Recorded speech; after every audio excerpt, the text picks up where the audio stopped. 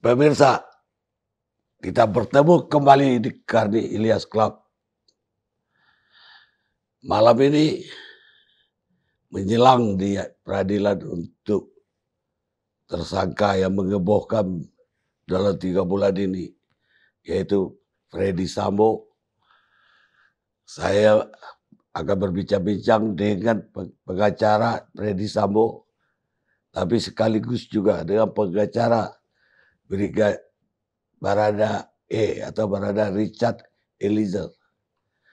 Saya mulai lebih dulu tentu dengan pengacara Freddy Sambo, yaitu Febri Diansah, yang pindah jalur dari jalur yang mengerikan di KPK, pindah jadi jalur pengacara, dan kayaknya lebih sibuk di pengacara dibanding di KPK. Mas Febri, besok Senin itu sidang perdana akan dibuka ya. Dan menurut saya ataupun yang sampai sekarang berkembang, pasal yang akan dituduhkan itu pembunuhan berencana atau 340 dengan subsidiar mungkin 338. Ya, itu artinya Freddy Sambo menurut polisi, baik polisi maupun jaksa, ia melakukan pembunuhan yang direncanakan lebih dulu, yang ancamannya juga ancaman hukuman maksimal, yaitu hukuman mati.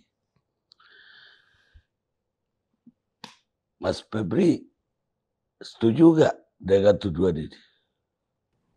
Terima kasih Pak Karni. Pertama, mungkin saya perlu sampaikan, saya masuk tim kuasa hukum Bu Putri Chandrawati. Oh, bukan Freddy. Saya tidak masuk di tim kuasa hukum Pak Ferdy Sambo, namun kasus ini kan saling terkait. Iya. Karena Bu Putri didakwa pasal 340, Sama. subsidiar 338, dijuntokan dengan pasal 55 ayat 1 ke 1 ya. KUHP. Dugaan kami, poinnya di dakwaan jaksa itu untuk Bu Putri adalah 55 ayat 1 ke 1 KUHP tersebut. Betul. Jadi perbuatan bersama-sama. Iya. Tapi ya tentu saja pertanyaan saya tadi juga berlaku ya untuk Bu Putri dan Pak Sambo juga. Mas Febri setuju nggak rumusan pasal itu dikenakan kepada mereka berdua? Justru di persidangan yang dimulai hari Senin nantilah kita akan menguji apakah pasal itu tepat atau tidak dikenakan pada bukan hanya Pak Ferdy Sambo dan Bu Putri, tetapi juga untuk para terdakwa yang lain. Dan kita akan melihat mulai dari pembacaan dakwaan sampai dengan pengujian fakta-fakta di persidangan. Nah, poin kami sebagai kuasa hukum, sejak awal memang kami sampaikan bahwa kami akan mendampingi, tapi kami berjanji dengan diri kami sendiri dan menyampaikan juga pada klien bahwa kami akan mendampingi secara objektif. Jadi fokus kami adalah pada fakta-fakta yang muncul di persidangan dan menguji satu fakta dengan fakta yang lain. Agar kita tidak kemudian menjalankan proses hukum ini dengan asumsi, hipotesis, atau hal-hal yang sifatnya sumir. Makanya ketika persidangan dimulai, kami justru sangat senang karena persidangan ini terbuka dan ada ruang yang cukup besar untuk menguji fakta-fakta tersebut. Apalagi dalam beberapa hal sebenarnya ketika saya bicara dengan Pak Ferdy Sambo dengan Bu Putri, mereka sudah mengakui sejumlah perbuatan yang dilakukan. Apa saja misalnya? Jadi yang perbuatan yang dilakukan tentu diakui, perbuatan yang tidak dilakukan tentu tidak boleh dipaksa diakui. Tapi saya nggak bisa sampaikan secara detail ya. Beberapa poin mungkin yang perlu saya sampaikan adalah ada titik balik sebenarnya.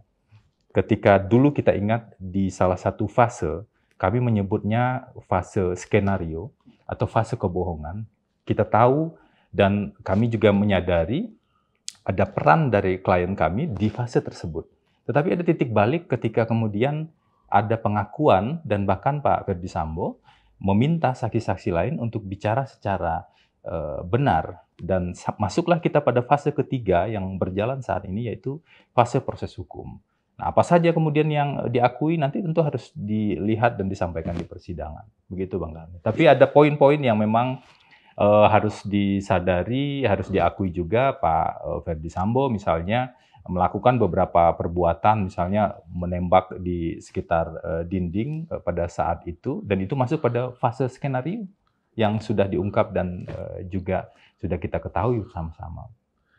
Menembak dinding pakai senjatanya korban. Kalau dari berkas yang kami dapatkan, yang kami pelajari, menggunakan senjata korban. Jadi agar seolah-olah terjadi peristiwa tembak-menembak. Padahal sebenarnya kan bukan peristiwa tembak-menembak. Nah, itu yang kami sebut secara fair, secara objektif harus kami akui, itu fase skenario sebenarnya. Sebelum tim khusus dari Mabes Polri kemudian diturunkan melakukan apa yang disebut dengan scientific based investigation yang kemudian hasilnya adalah berkas yang dibawa jaksa ke persidangan saat ini. Ya, dari berita acara yang Mas Febri lihat bahwa itu bukan tembak menembak tapi penembakan, artinya penembakan oleh siapa di berita acara? Ada peristiwa penembakan. Ya. Sebelumnya ada peristiwa jadi di Jakarta ada 2 lokasi sebenarnya. Ya. Satu lokasi di rumah Duren 3. Ini peristiwa intinya, kalau bisa kita sebut pembunuhannya terjadi di sana, TKP-nya terjadi di sana. Tapi ada peristiwa sebelumnya di rumah Saguling. Ini juga peristiwa yang penting ini. Di hari yang sama. Tapi tidak bisa hanya melihat 2 lokasi ini saja. Perlu juga dilihat di hari sebelumnya, di tanggal 7 di Magelang, dan juga ada rangkaian peristiwa dari tanggal 4 bahkan kami memotretnya. Nah, ini yang saya pikir penting nanti untuk dibuka dalam proses persidangan, agar publik juga bisa mengawasi penanganan perkara ini, dan fakta-fakta betul-betul diuji. Ketika misalnya ada satu saksi berbeda dengan saksi yang lainnya, tentu saja harus dilihat. Hukum acara pidana kita menyediakan fasilitas misalnya, keterangan saksi itu harus berkesesuaian satu dengan yang lainnya, dan juga dengan bukti-bukti yang lain. Itu poin yang saya pikir sangat ingin kita lihat bersama-sama dalam proses persidangan nanti. Iya, tapi dari bukti-bukti yang ada di berita acara, itu yang benar itu dia itu di berita acara ya, belum di fakta persidangan. Yang nembak itu siapa?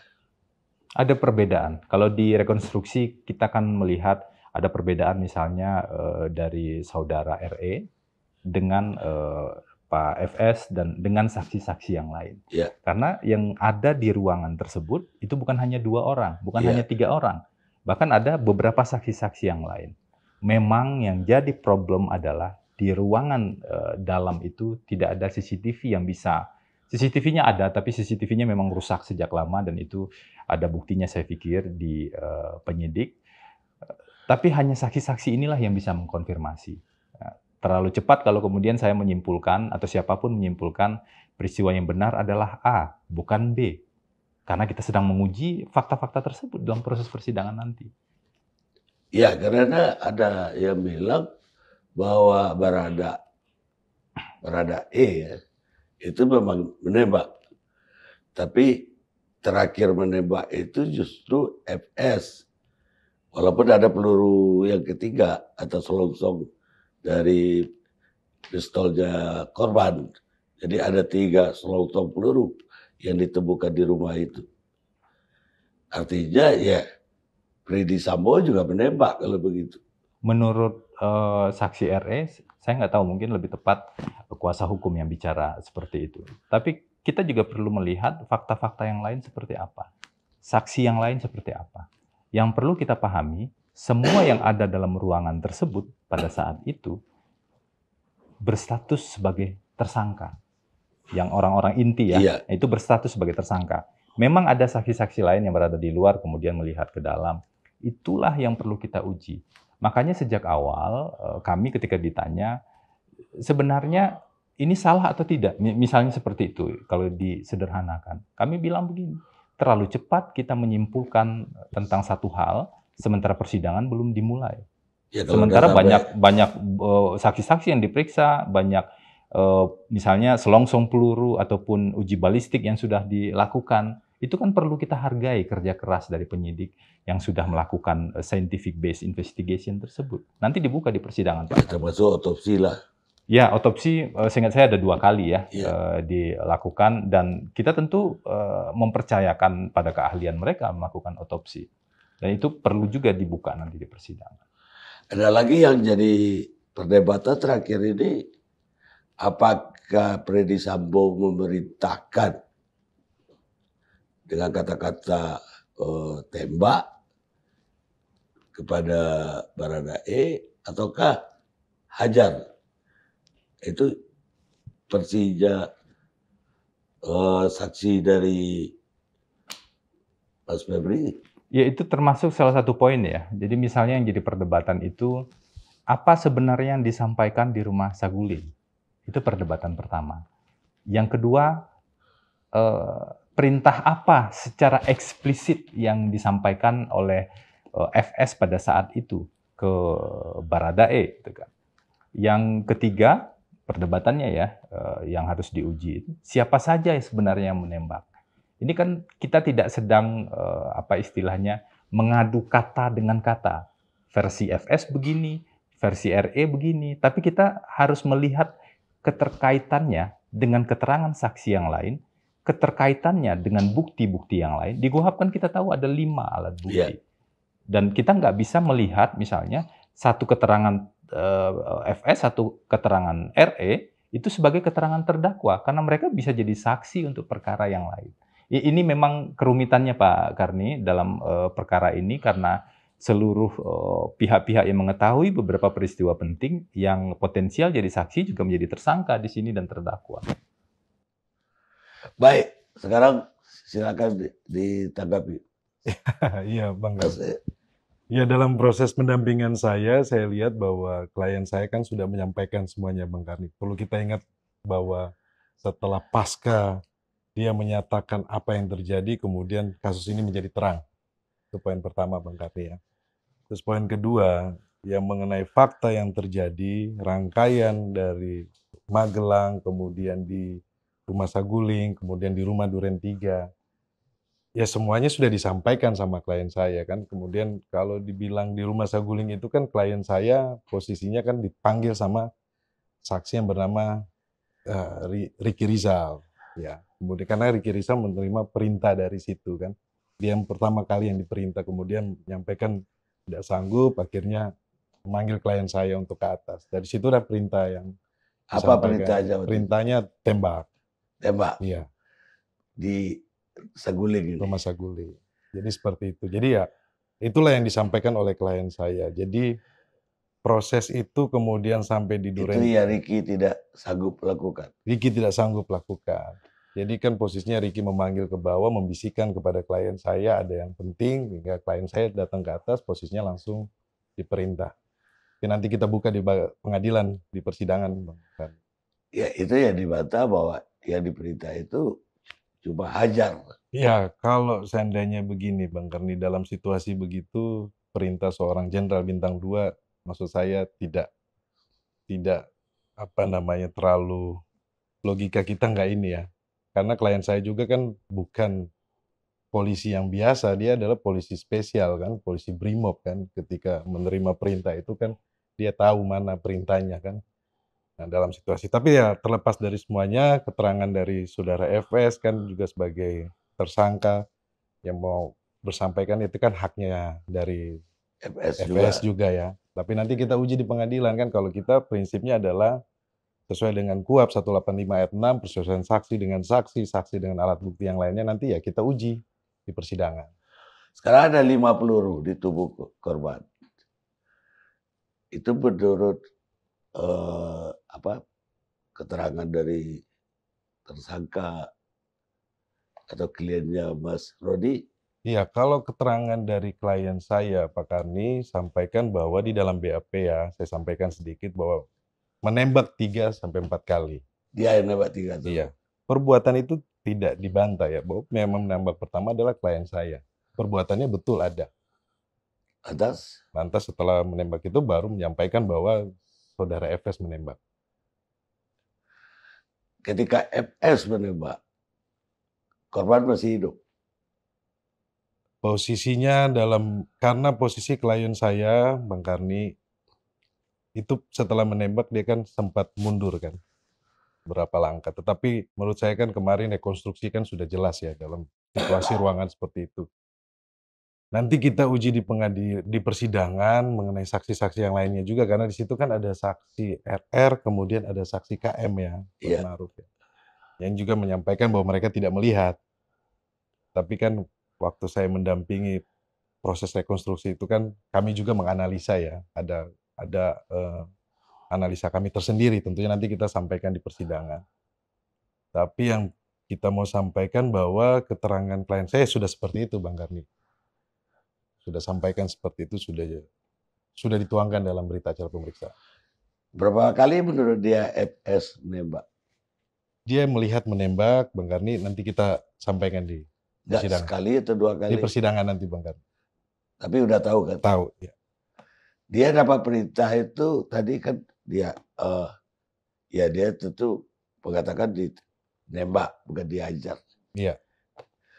Itu kejadian di Magelang apa yang dia tahu? Di Magelang ini untuk klien saya memang dia itu posisinya tidak mengetahui apa yang Karena terjadi. dia lagi Karena nganterin. lagi ngantar makanan dengan saudara RR, kemudian mendapatkan telepon kembali ke rumah Magelang, kemudian ketika naik ke lantai 2 dicegat sama saudara KM, kemudian akhirnya turun ke bawah kan. Dan memang tidak mengetahui apa yang terjadi. Dia coba bertanya apa yang terjadi, kemudian menanyakan juga kepada almarhum apa yang terjadi.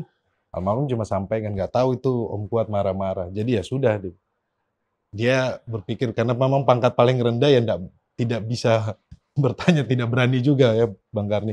Ya sudah, nunggu aja gitu kan, maksudnya dia tinggal tidur. Dia melihat, ya tentu tidak melihat nyata karena dia juga dari habis ngantarkan makanan kan. Betul. Dia melihat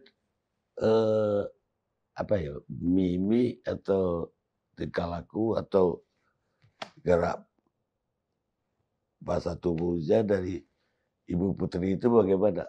Apa ya, panik atau sedih atau gimana? Karena waktu di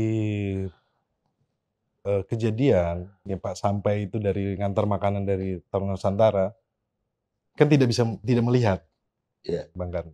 Tapi pas besok jam pagi itu jam 8 persiapan untuk balik Jakarta, memang di dalam mobil disampaikan bahwa memang ibu tidak enak badan, berdiam diri gitu.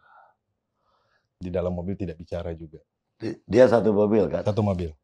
Bukan bukan korban yang satu mobil kan? Korban satu mobil dengan Ricky Rizal. Oh, dengan Ricky. Dia dengan Kuat, dengan Bu Putri. Iya, dengan Bu Putri, dengan Susi ya, ART. Dia agak heran kenapa Ibu Putri nggak semobil dengan Yosua. Iya, Pak Karni, memang klien saya ini kan tipikalnya ya, Karena pengawal Ibu Putri itu kan sebetulnya dia tidak berani Yosua. bertanya, Pak Karni, tidak berani bertanya. Tidak berani bertanya, karena memang baru bergabung 7 bulan, kemudian paling rendah, tidak berani bertanya, karena memang karena segan ya, Ya, ya, untuk segala sesuatunya tidak mungkin ditanyakan. Ketika dia sudah mencoba bertanya tetapi tidak ada yang menjawab ya, dia menahan diri untuk ini, tidak berani. Baik, Mas Roni kan ikut di dalam rekonstruksi. Iya. Itu dalam rekonstruksi itu FS nembak. Ya, sesuai dengan keterangan klien saya dalam menembak. Kan itu Bukan sempat keterangan klien. Kalau dia nembak kan dia memperagakan dia nembak. ganti adegan, ganti peran. Iya, tapi penggantinya ini nembak. Iya. Menembak korban. Iya. Itu terakhir atau Terakhir? bukan pertama? Bukan. Yang pertama adalah Baradae. Baradae, Iya. yang pertama nembak. Berapa selongsong peluru, berapa jenis selongsong peluru yang ketemu di rumah itu? Kami belum bisa sampaikan ya, karena Kalau dari keterangan klien, kita kan berpatokan sama BAP klien saya dulu ya, Iya. Bang Karni ya. Tetapi nanti kalau yang lainnya nanti kita akan pelajari lebih dalam lagi. Tetapi yang kalau klien saya sampaikan bahwa 3-4 kali tembakan. Bukan jenis selongsongnya. Kalau yang klien saya sampaikan bahwa ada 3 jenis, Jenis. ya, HS, Glock, dan Glock ya.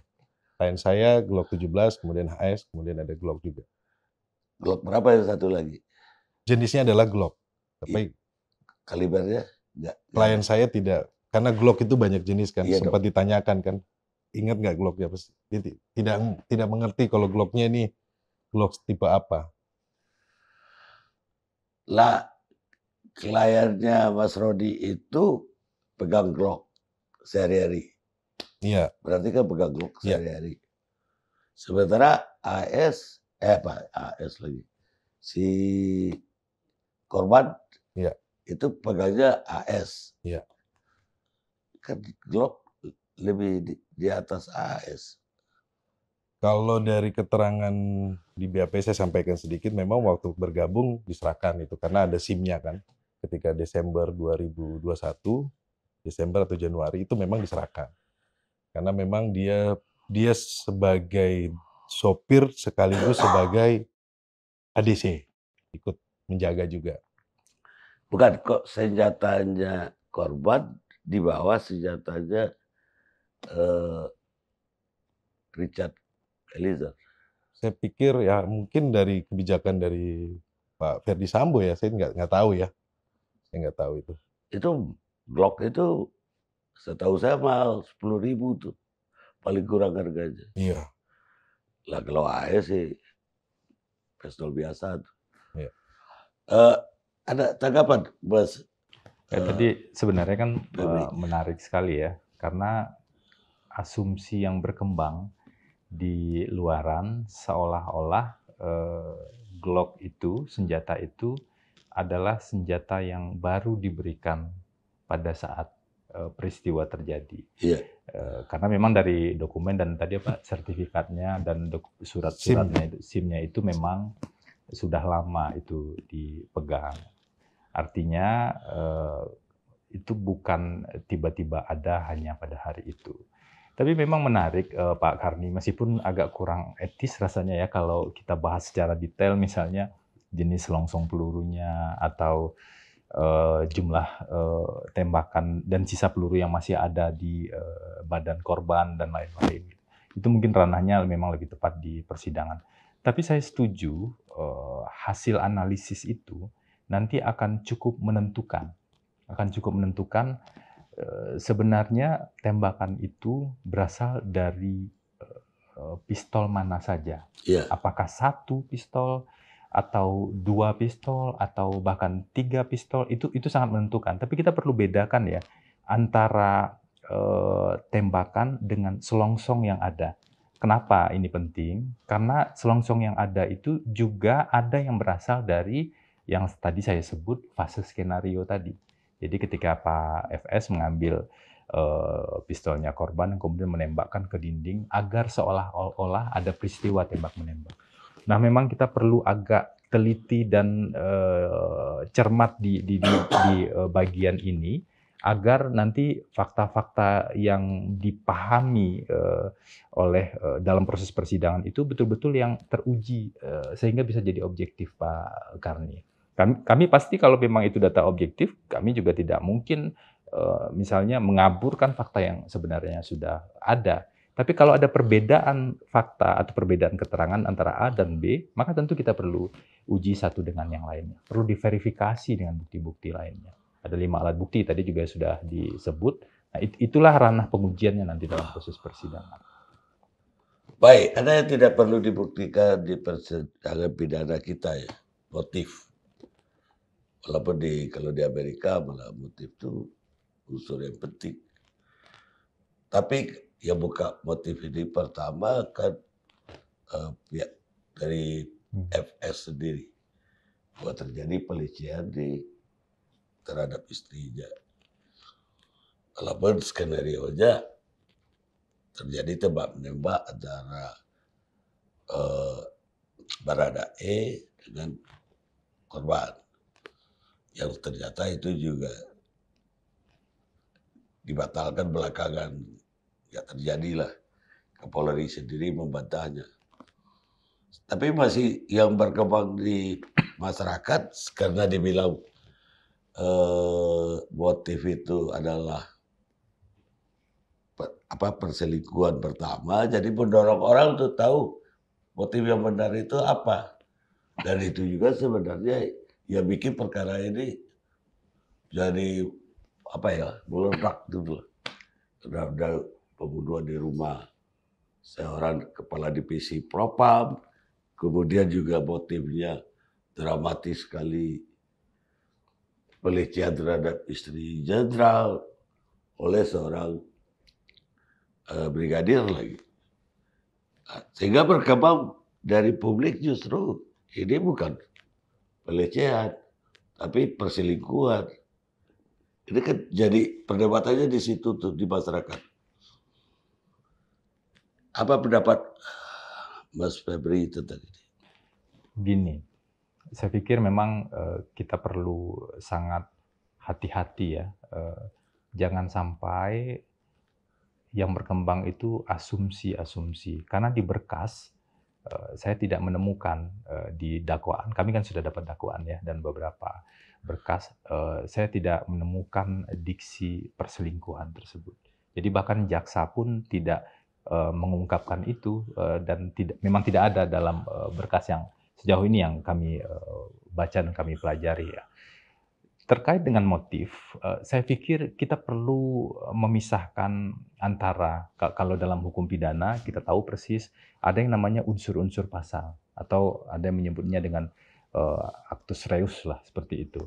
Tidak ada kewajiban pembuktian motif di sana. Iya.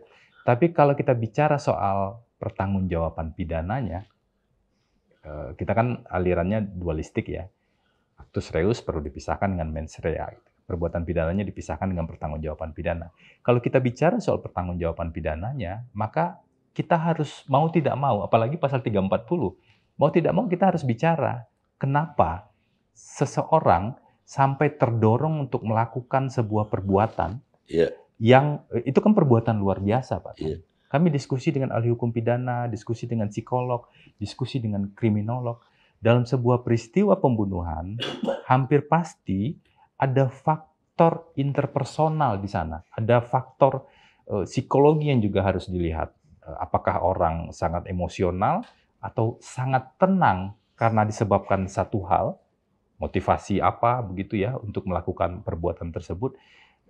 Mau tidak mau itu tetap perlu dilihat setidaknya ya untuk melihat berat ringan nanti ujungnya hukumannya, atau kalau saya sih tidak yakin aspek tersebut kemudian bisa melepaskan atau membebaskan terdakwa ya. Tetapi itu tetap penting diungkap agar semua pihak juga mengetahui dan konstruksi dari seluruh peristiwa hukum ini juga jadi lebih lengkap. Makanya jaksa penuntut umum biasanya dalam semua dakwaan akan menguraikan rangkaian peristiwanya. Bukan peristiwa penembakan saja, tapi peristiwa yang terjadi sebelum itu. Sehingga dalam proses pembuktian nanti hakim juga mengetahui ini kenapa dan bagaimana bisa sampai terjadi hal seperti itu gitu kan. Jadi saya melihatnya kita memang perlu memisahkan antara pembuktian unsur-unsur yang tertulisnya dengan pembuktian pertanggungjawaban pidananya. Ini mungkin cerita dua hal yang berbeda yang perlu kita pilah, Pak Karno. Ya memang karena hukum kita tidak mewajibkan ada motif tadi, tapi 340 memang orang pasti larinya sebelum pertanggungjawaban ya.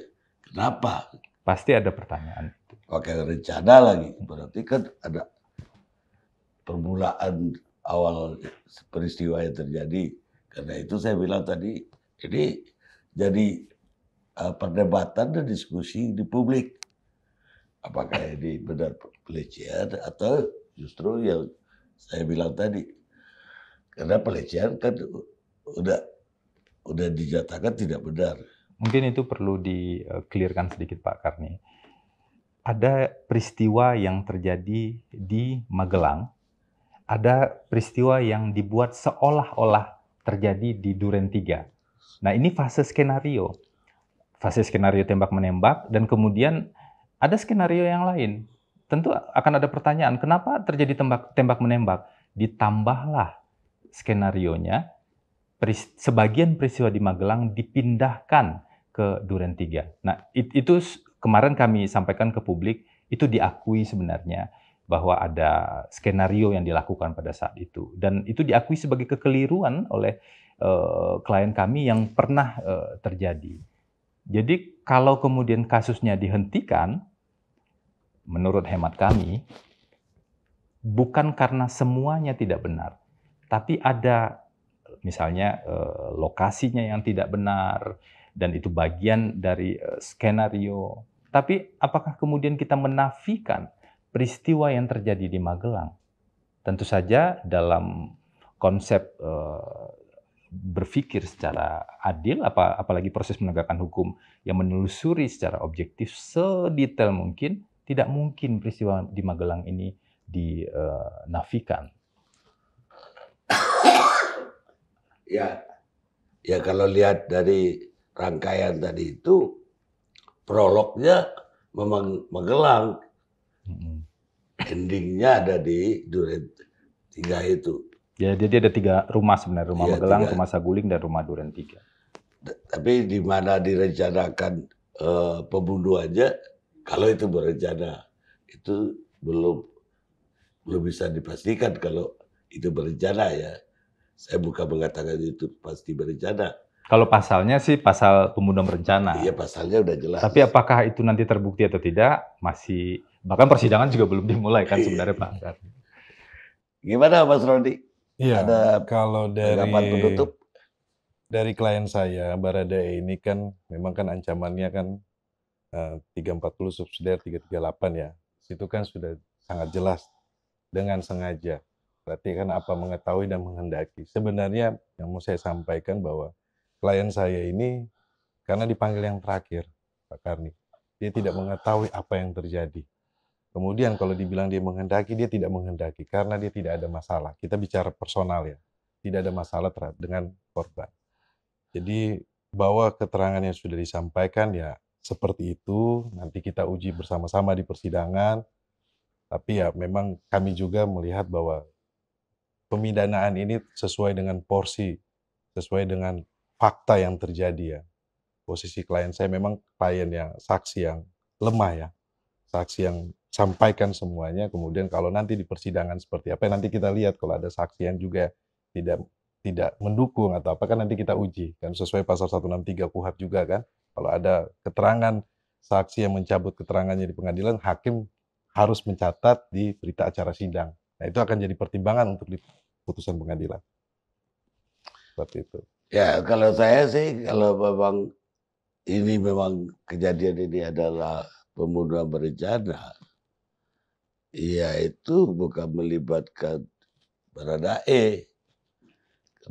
Artinya Baradae dalam hal ini betul-betul orang yang disuruh ya, untuk melakukan, karena enggak ya tadi itu dia dipanggil,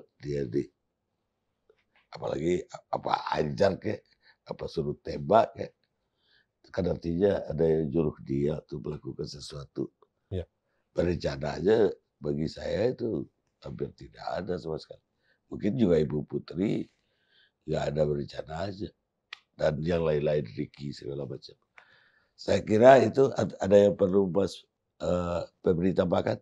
Saya sedikit saja, Pak Karni. Kami semua menyadari ada korban yang meninggal.